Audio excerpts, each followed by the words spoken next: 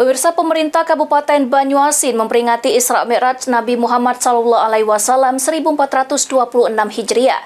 Memperingati Isra Mi'raj diharapkan bisa menciptakan masyarakat Banyuasin yang taat agama dan selalu patuh terhadap perintah Allah Subhanahu wa Ta'ala. Sekaligus membuka seleksi tilawah. Pemerintah Kabupaten Banyuasin memperingati Hari Besar Islam Isra Mi'raj Nabi Muhammad SAW di halaman Masjid Jumhuriyah Pangkalan Balai. Ratusan masyarakat antusias menghadiri acara hingga selesai. Sas Hamidan Ralibi Kabak Kesra Banyuasin mengatakan, di momen peringatan Isra Mi'raj Nabi Muhammad SAW diharapkan bisa membawa perubahan terhadap masyarakat, serta meningkatkan ketaatan dan kepatuhan terhadap perintah Allah Subhanahu wa Ta'ala. Isra Mi'raj Nabi besar Muhammad SAW.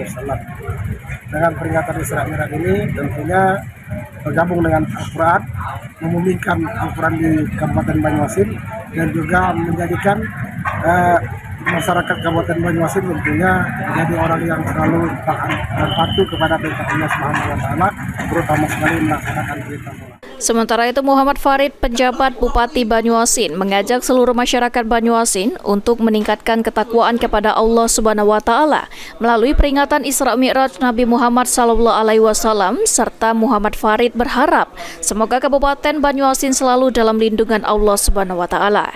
Alhamdulillah, pada hari ini kita telah melaksanakan acara pembukaan seleksi tilawah Al-Quran dan hadis ke-12 tahun 2025, sekaligus memperingati Hari Isra Mi'raj Nabi Muhammad SAW.